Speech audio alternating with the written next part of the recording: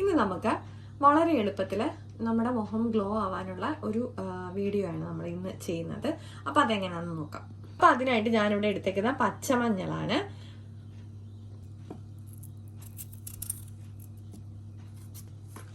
നമുക്ക് പച്ചമഞ്ഞളിലേക്ക് ലേശം പാലും കൂടി ചേർത്ത് നന്നായിട്ടൊന്ന് അടിച്ചെടുക്കാം.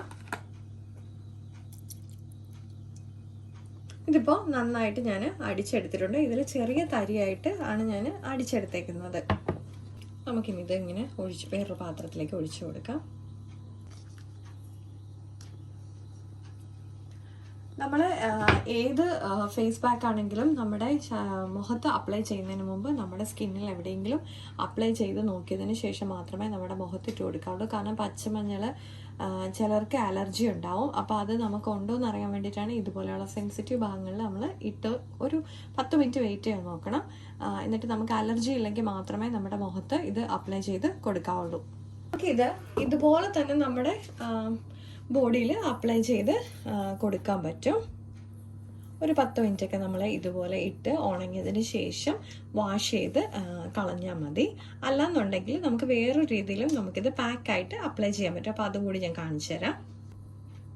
അതിന് നമുക്ക് 1 ടേബിൾ സ്പൂൺ അരിപ്പൊടിയാണ് ഞാനിവിടെ എടുത്തേക്കുന്നത്. പുട്ടുപൊടിയല്ല, നല്ല ഫൈൻ ആയിട്ടുള്ള അരിപ്പൊടിയാണ് നമ്മുടെ ഈ പച്ചമഞ്ഞളും പാലും കൂടി ചേർത്ത് അരച്ച മിക്സ്ചറിലേക്ക് ആഡ് ചെയ്ത് കൊടുത്തേക്കുന്നത്. നമുക്കിത് നന്നായിട്ടൊന്ന് യോജിപ്പിച്ചെടുക്കാം. നമ്മുടെ പാക്ക് ടൈറ്റ് ചെയ്യാൻ വേണ്ടിയിട്ട് ആവശ്യത്തിനുള്ള അരിപ്പൊടി ചേർത്ത് കൊടുക്കണം കേട്ടോ.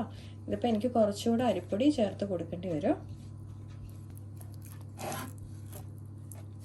ഇതിപ്പോൾ ഞാൻ കുറച്ചുകൂടെ അരിപ്പൊടി ചേർത്ത് കൊടുത്തിട്ടുണ്ട്. കാരണം നമുക്ക് പാക്കായിട്ട് ഇടുമ്പോഴത്തേക്കും ഇത്രയും കട്ടി ഉണ്ടെങ്കിൽ മാത്രമേ നമ്മുടെ ഫേസിൽ നമുക്ക് അപ്ലൈ ചെയ്ത് കൊടുക്കുമ്പോൾ നന്നായിട്ട് അത് പിടിച്ചിരിക്കുള്ളൂ. അപ്പോൾ അതുകൊണ്ടാണ്.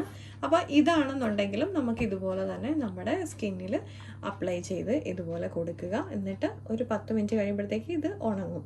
ഉണങ്ങിയതിന് ശേഷം നമ്മുടെ നോർമൽ വാട്ടറിൽ നമുക്ക് വാഷ് ചെയ്യുക. എന്നിട്ട് നമ്മൾ ഏത് മോയ്സ്ചറൈസറാണോ യൂസ് ചെയ്തുകൊണ്ടിരിക്കുന്നത് അത് നമ്മൾ അപ്ലൈ ചെയ്ത് കൊടുക്കുക.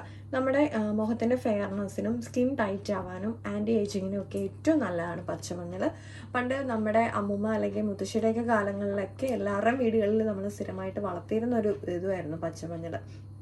അപ്പോൾ അതുകൊണ്ട് എല്ലാവരും ട്രൈ ചെയ്യാൻ നോക്കണം. അതുപോലെ തന്നെ ഞാൻ പറഞ്ഞ പോലെ നമ്മൾ ഇത് മുഖത്ത് അപ്ലൈ ചെയ്യുന്നതിന് മുമ്പായിട്ട് നമ്മുടെ സ്കിന്നിൽ നമ്മുടെ കയ്യിലൊക്കെ ഇതുപോലെയുള്ള സെൻസിറ്റീവ് ഭാഗങ്ങളിൽ നമ്മൾ അപ്ലൈ ചെയ്ത് കൊടുത്ത് അലർജി ഇല്ല എന്ന് കണ്ടാൽ മാത്രമേ നമ്മൾ ഇതെന്നല്ല, നമ്മൾ ഏത് ഫേഷ്യൽ പാക്കുകൾ ഇടുമ്പോഴും ട്രൈ ചെയ്ത് നോക്കിയാൽ മാത്രമേ നമ്മുടെ ഫേസിൽ അപ്ലൈ ചെയ്ത് കൊടുക്കാവുള്ളൂ. അപ്പോൾ നമ്മുടെ വീഡിയോ ഇഷ്ടപ്പെട്ടിട്ടുണ്ടെങ്കിൽ എല്ലാവരും ട്രൈ ചെയ്ത് നോക്കിയിട്ട് കമൻസ് ഫീഡ്ബാക്ക് വഴി അറിയിക്കണം. മറ്റൊരു വീഡിയോ കാണും വരെ നന്ദി, നമസ്കാരം. അത് അപ്ലൈ ചെയ്ത ഭാഗം വാഷ് ചെയ്ത് കൊടുത്തിട്ടുണ്ട്. ഇപ്പം നമുക്ക് നന്നായിട്ട് ഡിഫറൻസ് അറിയാമെന്ന് എനിക്ക് തോന്നുന്നു. അപ്പോൾ ഇതുപോലെ തന്നെ പെട്ടെന്ന് സ്കിൻ വൈറ്റനിങ് ചെയ്യാനോ അല്ലെങ്കിൽ നമുക്കൊരു ഫംഗ്ഷന് 3 ദിവസം മുമ്പൊക്കെ അപ്ലൈ ചെയ്യാൻ പറ്റിയ ഏറ്റവും നല്ല പാക്കാണ് ഞാനിവിടെ കാണിച്ചേക്കുന്നത്.